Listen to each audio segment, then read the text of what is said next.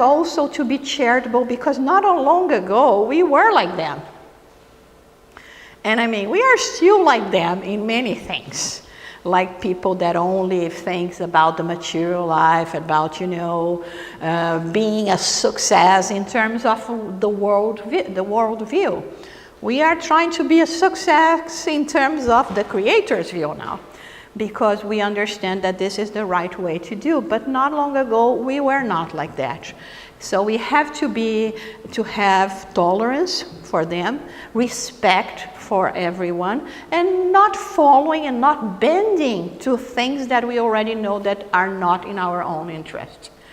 Because many times what happens is, and when people say, it's very easy to understand all that and very difficult to practice. Yes, this is the difficult part, because we are still that old person, that we were in the past, bringing all that kind of habits that we had. And now, like I say, I think maybe, it's because we are in this stage. That is the most difficult stage that we have, because we look back and it's ugly, but it's still me. It's more me than the light that I see ahead. But now I see the light ahead, and this is where I wanted to go. I understand already that this is the way, but I'm still that old self. And sometimes we struggle so much, and this is when it comes the disappointment, because we keep on going to, to the meetings here, we read the books, and then someone comes to us and you attack. And then you become so disappointed with yourself, because, oh my God, I know all of that. Why did I react like this? But it's still part of who we are. We have to accept that and to keep struggling without judging. And if we stop to judge, we are going to miss the train. So we don't want to miss the train because, oh my God, you're doing some so bad things, or look at the world, it's horrible.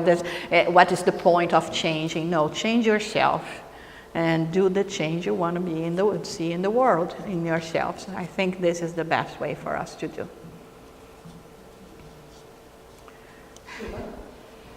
Thank you so much. I really enjoyed your lecture, and I especially like the references to Paul of Tarsus. Being fairly new to Spiritism and so many wonderful books, I was never really sure which ones to read, but I'm pretty sure that Abigail, you suggested Stephen and Paul to me? Yes. And she already read all our basic books. Okay. Yeah. And it really, I just wanted to share that book really helped me to understand more about Spiritism because of Paul's life and his journey, and that would be similar to what we would have to endure in order to learn. Really helpful. Well, I recommend actually reading this book once a year. Oh. I think, and I have already cases that of people reading this book that I say this is a true healing. When you read this book, you go through a process of healing. I have people that were suffering from depression and things like that by reading half of the book, they are already okay, thinking that they had to go to the psychiatrist and this and that. We are not saying don't go to the psychiatrist, don't take the medicine. On the contrary, sometimes you do need to do that as well. And do it, please, but complement with the spiritual aspect of life that we are. We are a triple being. We have to take care of our body. We have to take care of our soul. We have to take care of our emotions. But this is healing. This book, I don't know. Don't ask me why.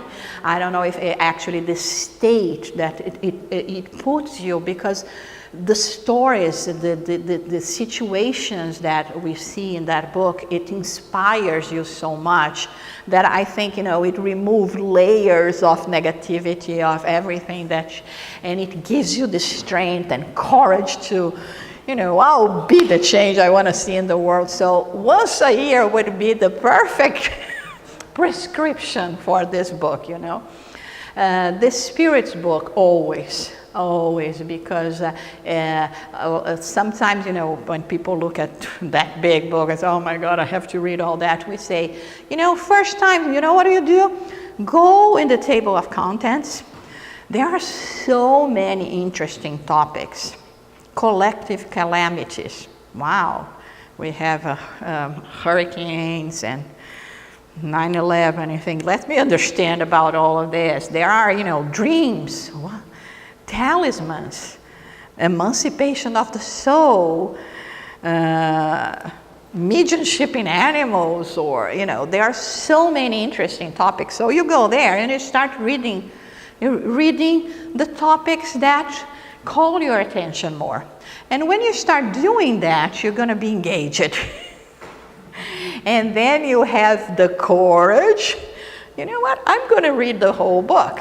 But if you take the book and start there, God, universe, it can be very, very hard to digest at first for someone that is just starting. So do like that, and then when you have went through the book, quite a lot, then you say to yourself, and now I'm ready to read all things, and because it's a book of study for the basic of everything for us to understand.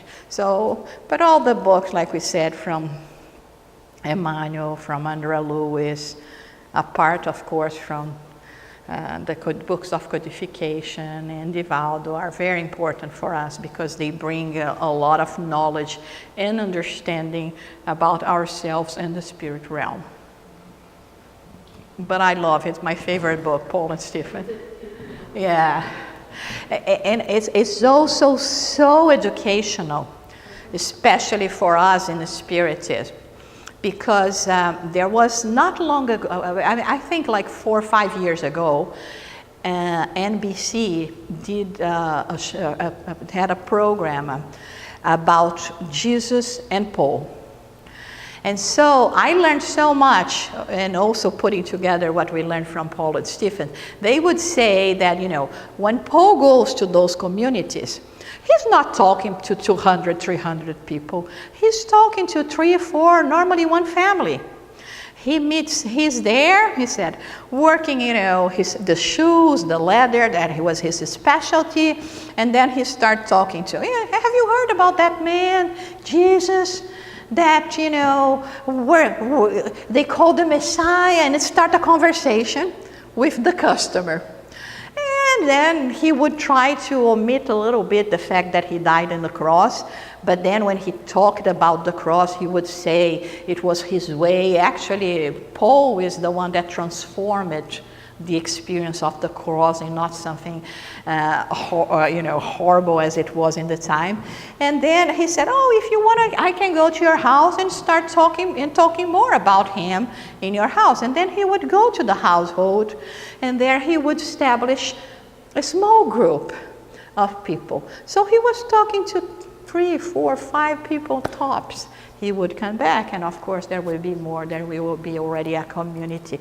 Respecting the customs, the habits of that people, to the point of having this problem with the disciples themselves who wanted them to go kosher, circumcision. They would say, I cannot come to someone and say, you know what? You want to follow Spiritism, you're not circumcised, and you have to circumcise it now. You have to stop it, follow all this Jewish tradition to become a Christian. Paul immediately saw that there was no sense in that. And so the respect he had for the people and for the customs, and how he understood that the essence of Jesus' teachings was what was important. It's the same thing with us in terms of Spiritism. I go to places sometimes to give talks that there will be candles and angels and crystals, and so what? But they are all there eager to hear the essence, what we bring to them. So the respect, the understanding, the step by step is very important. And we learned that also from Paul and Stephen, which is absolutely great. And so few Catholics, they were showing in this TV program, knows about Paul of Tarsus. They were in the Vatican, and outside the Vatican there is a huge statue of Paul of Tarsus. They stopped there. They started interviewing people that would come to visit the Vatican and ask them about Paul of Tarsus. Are you Catholic? Yes, I'm a very fervent Catholic. It's my dream to be here in the Vatican and visit and this and that. Oh, do you know Paul of Tarsus? No, I never heard about it. And he said, well, it's this statue that you have in front of the Vatican. It was, wow, amazing. I was so surprised to hear that so little people know about him. Catholics, a shame. And we Spiritists appreciate very much what he has done. Okay, I think it's, thank you. So much. We are in our time to close, and today we are Jussara, we became a friend to know how I am when it comes to, how our good spirit comes together. And before I do the closing prayer, because today we don't have classes,